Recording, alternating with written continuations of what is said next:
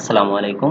তোমরা যারা এবছর এসএসসি পরীক্ষা দিয়েছো তোমাদের একাদশ শ্রেণীতে ভর্তির আবেদন প্রক্রিয়া শুরু হয়ে গেছে। শুরুর দিকে তোমাদের ওয়েবসাইটে অনেক সমস্যা ছিল, তো সেই সমস্যাগুলো সমাধান করা হয়েছে। এখন তোমরা চাইলে আবেদন করতে পারো। তো আজকের ভিডিওতে আমরা অনলাইনে কলেজ ভর্তি আবেদনের সহজ নিয়মটা দেখব, এবং আজকে আমরা সরাসরি একটি আবেদন করব এবং তোমাদের আবেদন করার নিয়ম, প্রোফাইল তৈরি করার নিয়ম এবং আবেদন ফি জমা দেওয়ার নিয়মগুলো সরাসরি দেখব। তোমরা চাইলে ঘরে বসে তোমাদের মোবাইল বা ল্যাপটপের সাহায্যে আবেদন প্রক্রিয়া সম্পন্ন করতে পারবে, কিন্তু এক্ষেত্রে তোমাদের প্রতিটা স্টেপ সঠিকভাবে সম্পন্ন করতে হবে। তো ভিডিওটি স্কিপ না করে দেখার অনুরোধ থাকলো, এবং আমার চ্যানেলে নতুন হয়ে থাকলে চ্যানেলটি সাবস্ক্রাইব করে রাখতে পারো পরবর্তী আপডেটগুলোর জন্য। তো আর দেরি না করে চলো শুরু করি। শুরুতেই আমি ক্রোম ব্রাউজার ইউজ করলাম, এবং আমি যদি সার্চ বাটনে গিয়ে কলেজ অ্যাডমিশন লিখে যদি ক্লিক করি, তাহলে দেখবে এখানে তোমাদের একাদশ শ্রেণীর কলেজ অ্যাডমিশন সিস্টেম লেখে একটা ওয়েবসাইট আছে। এই ওয়েবসাইটে যদি আমি ক্লিক করি, ওয়েবসাইট লিঙ্কে ক্লিক করার পর এরকম একটি পেজ তোমাদের সামনে আসবে। এখান থেকে তোমার আবেদন করার জন্য তোমার একটি অ্যাকাউন্ট থাকা লাগবে। তো আমার যেহেতু অ্যাকাউন্ট নেই, তো আমি সাইন আপ করলাম। তো অ্যাকাউন্ট তৈরি করার জন্য তোমার রোল লাগবে, তোমার বোর্ড লাগবে, তোমার পাসিং ইয়ারটা লাগবে, তোমার রেজিস্ট্রেশন নাম্বার লাগবে, মোবাইল নাম্বার লাগবে। তো আমি রোল নাম্বার, বোর্ড সিলেক্ট করলাম, তোমাদের পাসিং ইয়ারটা, রেজিস্ট্রেশন, মোবাইল নাম্বার দিয়ে দিলাম।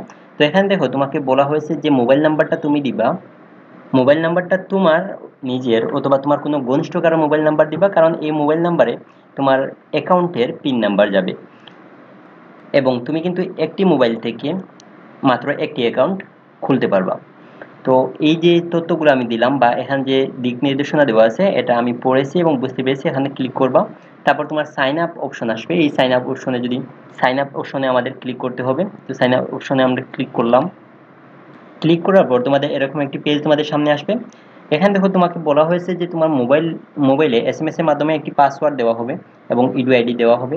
তো এই ইডু আইডি এবং পাসওয়ার্ডটা তোমার এখানে ইনপুট দিতে হবে। তো এক্ষেত্রে তোমার ফোন নাম্বার যদি ঠিক থাকে তাহলে অবশ্যই তোমার মোবাইলে একটা মেসেজ যাবে, হয়তো সময় যাবে একটু।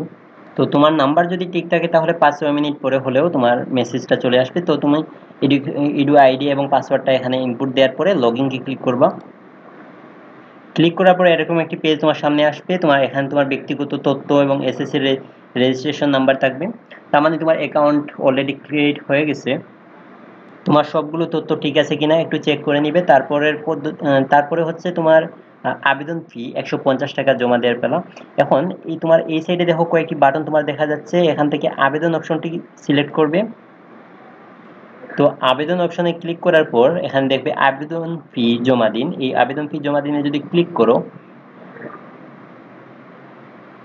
তাহলে এরকম একটি পেজ তোমার সামনে আসবে। এখান থেকে তোমার সোনালী ব্যাংক পিএলসি এখানে যদি ক্লিক করো, তারপরে এখানে অগ্রসর করুন এখানে যদি তুমি ক্লিক করো, তাহলে এরকম একটি পেজ আসবে। এখান থেকে আমি মোবাইল ব্যাংকিং অপশনটা ক্লিক করলাম। মোবাইল ব্যাংকিং অপশন ক্লিক করার পরে এখানে দেখবে অনেক ধরনের পেমেন্ট অপশন তোমার কাছে আছে, নগদ, বিকাশ, রকেট, আরও অনেক উপায়ে তুমি পেমেন্টটা করতে পারবে। আমি বিকাশে পেমেন্ট করবো, এই জন্য বিকাশ অপশনটা ক্লিক করলাম। এখান থেকে আমি কনফার্ম অপশনে ক্লিক করব। কনফার্ম অপশনে ক্লিক করলাম। তারপরে দেখো পে উইথ বিকাশ আছে, পে উইথ বিকাশ আমি ক্লিক করলাম। একটু হয়তো সময় নেবে। এখান দেখো তোমার বিকাশ নাম্বারটা যাচ্ছে, বিকাশ নাম্বার থেকে তোমার 151.80 টাকা লাগবে। তো তোমাদের ফোনে 152 টাকা যাদের আছে তারাই মূলত এখানে অ্যাপ্লাইয়ের জন্য টাকাটা দিতে পারবে। তো আমি নাম্বারটা ইনপুট দিয়ে দিচ্ছি। নাম্বার ইনপুট দেওয়ার পরে কনফার্ম অপশনে ক্লিক করবা। তো কনফার্ম অপশনে ক্লিক করলাম। কনফার্ম অপশনে ক্লিক করার পর তোমার যে নাম্বার দিয়েছিলা বিকাশ নাম্বারের জন্য, ওই বিকাশ নাম্বারে তোমার একটি ভেরিফিকেশন কোড যাবে। ওই কোডটি তুমি মেসেজ অপশন থেকে ওই কোডটি এখানে বসাতে হবে ভেরিফিকেশন কোডের জায়গায়। কোডটি ইনপুট দেওয়ার পরে আবার কনফার্ম অপশনে ক্লিক করবা। এখানে তোমার বিকাশ অ্যাকাউন্টের যে নাম্বারটা ইনপুট দিয়েছিলা ওই অ্যাকাউন্টের পিন নাম্বারটা এখানে দিতে হবে, তারপর কনফার্ম অপশনে ক্লিক করতে হবে। তো আমি বিকাশ পিনটা দিয়ে দিচ্ছি এবং কনফার্ম অপশনে ক্লিক করতেছি। বিকাশ পিন নাম্বার দিয়ে দিলাম, তারপর কনফার্ম অপশনে যদি ক্লিক করি, তাহলে দেখো আমার পেমেন্টটি হয়ে গেছে। আবেদন ফির অবস্থা হচ্ছে আমার পেমেন্ট সফলভাবে সম্পন্ন হয়েছে। তো এখন আমরা দুইটি ধাপ সম্পূর্ণ করলাম। প্রথমটি হচ্ছে তোমার অ্যাকাউন্ট তৈরি করা এবং দ্বিতীয়টি হচ্ছে আবেদন ফি জমা দেওয়া। এখন আমরা চূড়ান্ত পর্যায়ে মানে তোমাদের কলেজ পছন্দক্রম তৈরি করব। তো আবেদন করার জন্য তোমার এখানে আবেদন অপশনে যদি ক্লিক করো তাহলে দেখো দ্বিতীয় অপশন আছে আবেদন করুন, এখানে ক্লিক করলাম। তাহলে এরকম একটি পেজ আসবে, এখান থেকে তোমার কলেজটা নির্বাচন করতে হবে। তো এক্ষেত্রে তোমাদের যাদের কোড আছে, ফ্রিডম ফাইটার কোড আছে, তারা এখানে ক্লিক করবা। এই আমি যে স্টুডেন্টের ফর্ম ফিল আপ করতেছি তার কোডটা নেই, যার কারণে এই অপশনটা আমি ফাঁকা রাখতেছি। তারপর তুমি এখান থেকে কলেজ, যে কলেজটা তুমি সিলেক্ট করবা এই কলেজের বোর্ড সিলেক্ট করতে হবে। তো আমি সিলেক্ট বোর্ড সিলেক্ট করলাম। এখান থেকে তোমার জেলাটা সিলেক্ট করতে হবে, ওই কলেজটা কোন জেলায় অবস্থিত। তারপর এখান থেকে থানা, তোমার থানা সিলেক্ট করা লাগবে। তো এখান থেকে আমি কলেজটা সিলেক্ট করে নিয়েছি। এখন তোমার দেখো এখান থেকে এই কলেজের দুটি বিভাগ আছে, সেটা হচ্ছে মানবিকের জন্য এবং বাণিজ্যের জন্য। তো এখান থেকে আমি দুটাই সিলেক্ট করে নিচ্ছি। এটা সম্পূর্ণ তোমার ইচ্ছা, তুমি যদি শুধু মানবিকের জন্য সাবজেক্ট নিতে চাও তাহলে শুধু মানবিকটা সিলেক্ট করবা। আমার স্টুডেন্টের প্রায়োরিটি হচ্ছে এই কলেজটা, যার কারণে আমি এই কলেজের দুটি সাবজেক্টই চয়েস দিয়ে দিলাম। এই স্টুডেন্টের রেজাল্টটা খুব একটা ভালো না, এজন্য ও গ্রামের উপজেলা সাইডে একটি কলেজ আর কি তার চয়েস, এখানে সে ভর্তি হতে চায়। এটা তোমার ইচ্ছা যে তুমি কোন কলেজ চয়েস দিবা। তো এখান দেখো আমার এখানে চয়েস লিস্টে দেখো তোমাদের এই কলেজের হিউম্যানিটিটা আছে ফার্স্ট পজিশনে এবং বিজনেস অ্যাডমিনিস্ট্রেশন, বিজনেস স্টাডিজটা আছে সেকেন্ড পজিশনে।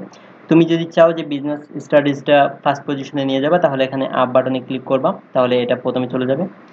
অথবা ডাউন বাটনে ক্লিক করবা তাহলে আবার আগের জায়গায় চলে আসবে। এরকম তুমি আপ এবং ডাউন বাটনে ক্লিক করার মাধ্যমে তুমি জায়গাটা চেঞ্জ করতে পারো।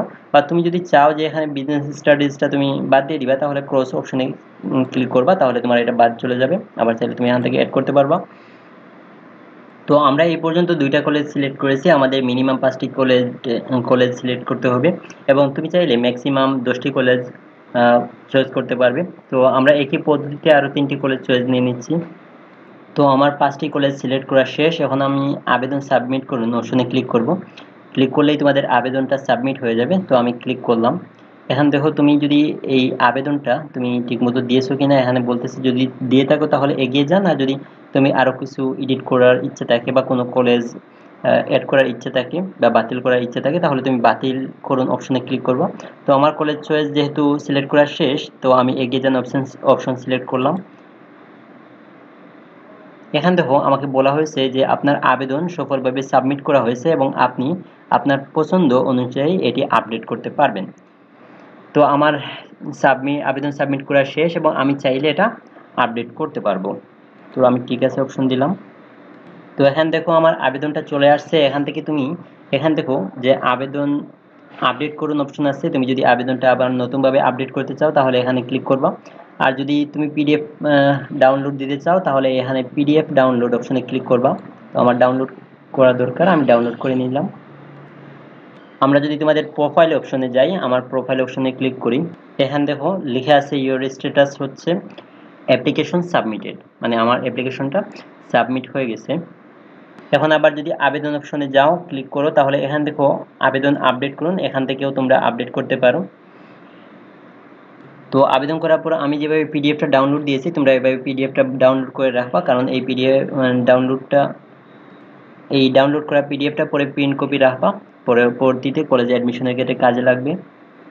তো এই ছিল আমাদের আজকের ভিডিও। আশা করি তোমাদের একাদশ শ্রেণীর ভর্তি বিষয়ক সকল কনফিউশন তোমাদের ক্লিয়ার হয়েছে। তারপর কোনো কিছু জানার থাকলে আমাকে কমেন্টে জানাতে পারো। ভিডিওটি ভালো লেগে থাকলে ভিডিওতে লাইক দাও এবং চ্যানেলটি সাবস্ক্রাইব করে রাখতে পারো পরবর্তী আপডেটগুলোর জন্য। তো অসংখ্য ধন্যবাদ, আল্লাহ হাফিজ।